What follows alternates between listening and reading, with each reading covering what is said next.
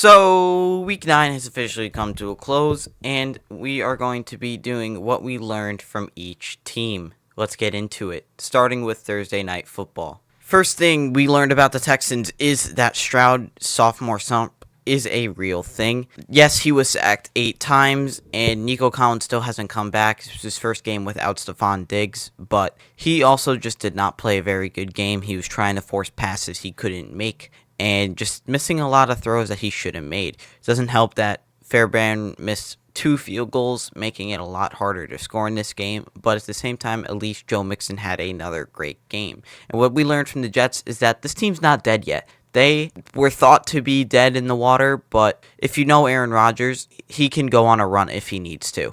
It was a very ugly first half for both teams, but the Jets' offense finally seemed to be able to pick it up. It's their first week since week 3, so I'm very excited to see if they could keep it rolling. Next is Ravens versus Broncos. What we learned about the Ravens is that this offense is basically unstoppable. Even though the Broncos had the best defense along with the Chargers statistically, Lamar still dropped a huge game. Flowers had a huge game, 100-plus yards and 2 touchdowns. Henry had 2 touchdowns. Lamar's touchdown to interception ratio over the season is 20 touchdowns to 2 interceptions. This offense is legit. And the Broncos, they're just a young team with potential. They have receiving limits, which is making it harder for this team to win games.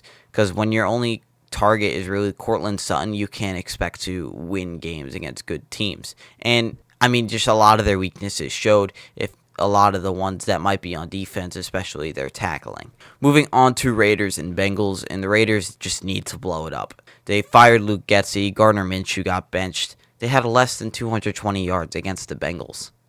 This team is still a disaster, and they just need to blow it up. And the Bengals need to trade for O-line if they want to have a serious shot in the playoffs, because Burrow's still getting mauled in the backfield, and they just can't allow that to happen, especially if you're going to go against teams like the Chargers. They're going to destroy you in the pocket. You're going to get sacked 5+ times. Burrow had a huge game, 5 touchdowns, and the Raiders' garbage time made this game seem closer than it really was. So, yeah. On top of that, the Raiders had 22 yards on 10 rushes, but at least Brock Bowers is a stud. They got a lot to fix. Moving on to Chargers and Browns. The Chargers are an absolute playoff lock.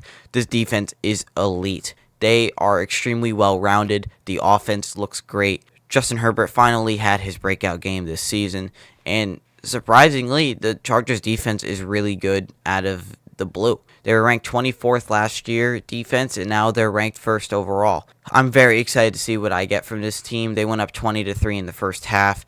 The Browns, what we learned about them is that Jameis isn't their savior. His insanity run is over. He went 16-31, no passing touchdowns, 3 picks, and a 24.5 passer rating. They had 300 yards less than offense. Cedric Tillman looks good, though, but I expect a big fire sale from this team because they need some draft capital. Moving on to the Commanders and the Giants. The Commanders are going to make the playoffs, whether that's winning the division, which I think is most likely, or making a wild card spot. They're 7-2 in a rebuild year, and that really says a lot about Dan Quinn, about the culture, and what he has brought to this team. The defense keeps getting better every week, and mainly because of Dan Quinn. They swept the Giants, which is going to help with divisional opponents and divisional records. The Giants just need to start to tank. That's what we learned about them. We kind of knew this already, but feeding Malik Neighbors is the only thing they can really do on this team. They're just not good. Jones went 4 for 6 for 0 yards and a touchdown in the first half.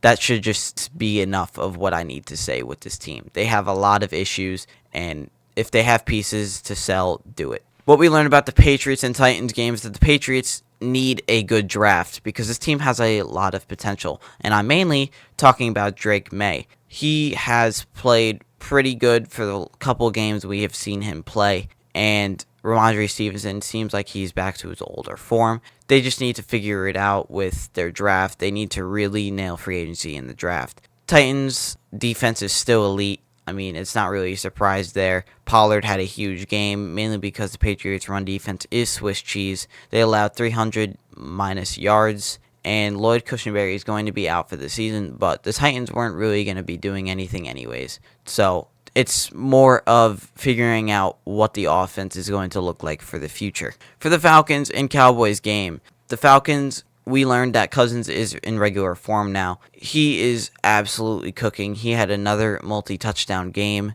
And I believe that this team is going to hit 8-3 within the next 2 weeks because they face the Broncos and Saints. The Cowboys just need to go through a rebuild. Dak left the game with a hamstring injury, and he's going to be out a couple weeks. They're playing flat every week.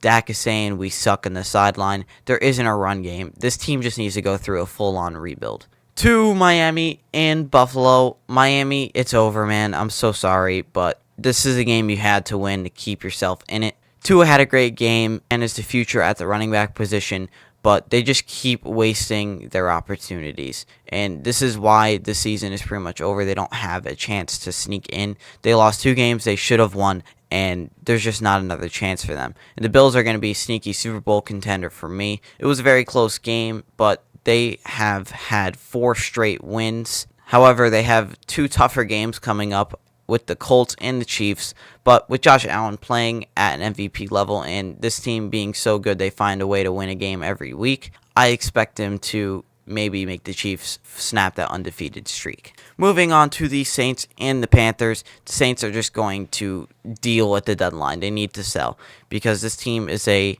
dumpster fire. Dennis Allen was fired. Derek Carr keeps throwing hospital balls, which knocked Olave out with another concussion, which is his 5th in a year.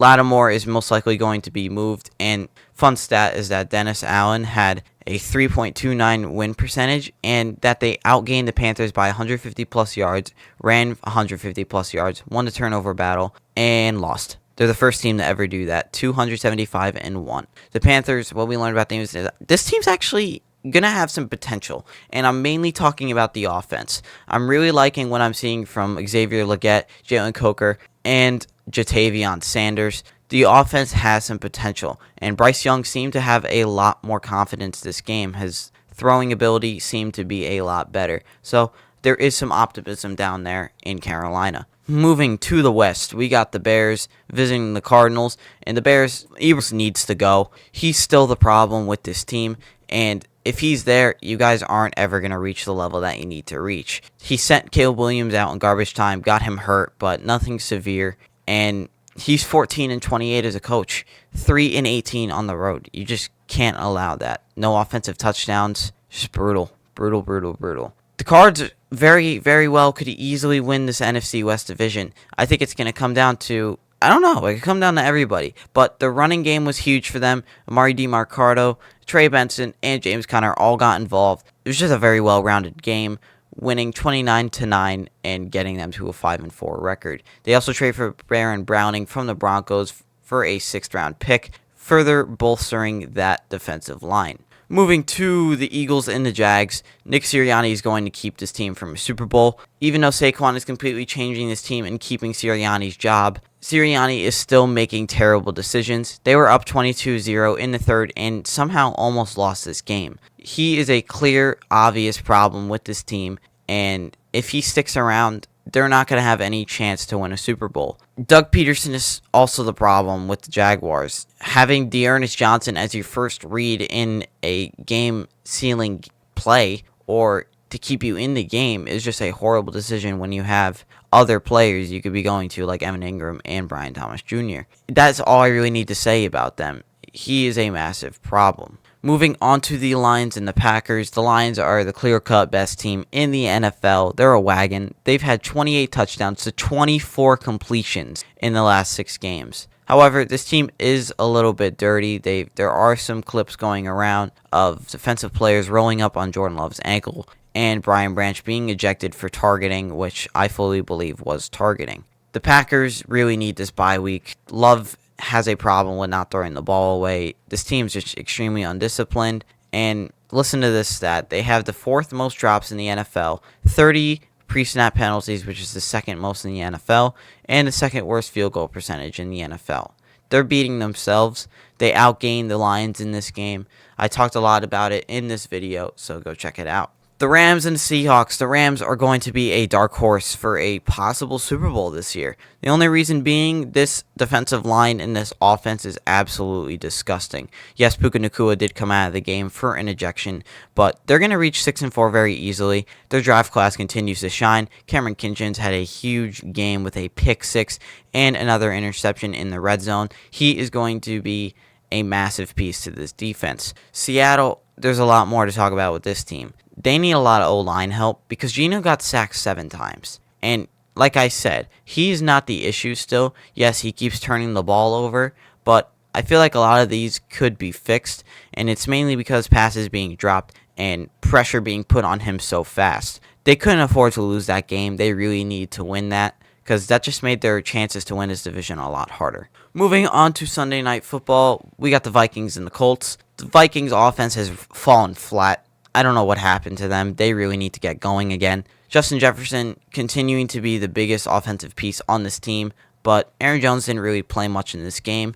Not sure why, maybe a lingering injury, but it was just a sloppy game from both sides of the field. Yes, the Vikings did play a little bit better of a game, but it wasn't much better. The Colts defense is looking to be getting it better every single week, which is very huge for this team, especially after the Texans dropping the game on Thursday Night Football. They really could have used this win, but when Flacco is playing flat, it's going to be hard to do that, and Jonathan Taylor can't do anything because this Vikings defense is elite at stopping the run. It's just going to be hard to win games. They had 227 yards of combined offense, and this team is just horrendous with time of possession, so it's going to make it even harder to keep other teams out of the game when your defense is constantly on the field. Moving on to Monday Night Football, we got the Bucs and the Chiefs, and the Bucs, Baker's the real deal, guys. Even though he doesn't have a lot of his weapons, he hung with one of the best teams in the NFL. Cade Otton, Sterling Shepard, like those were his guys he was going to. He kept this team in the game until overtime, and the only reason they lost is because they didn't get the ball first. It's very impressive what I've been seeing from Baker, and I think this team still has a very good shot at making the playoffs. What we learned from the Chiefs is that they brought Hopkins back to elite form, more specifically Patrick Mahomes. DeAndre Hopkins, as we all know, is an elite weapon, and he just hasn't been showing it because he's been stuck in a bad situation. But he is back with Patrick Mahomes, and we're finally seeing him play like he used to. And that's going to be real scary for the rest of the NFL because once they get Pacheco back and this team just gets going, it's going to be very hard to take them down. That is going to be it for today's video. I hope you all enjoyed. I'm going to be releasing my trade deadline video as soon as I can, so be ready for that. I will see you guys for that one. Peace.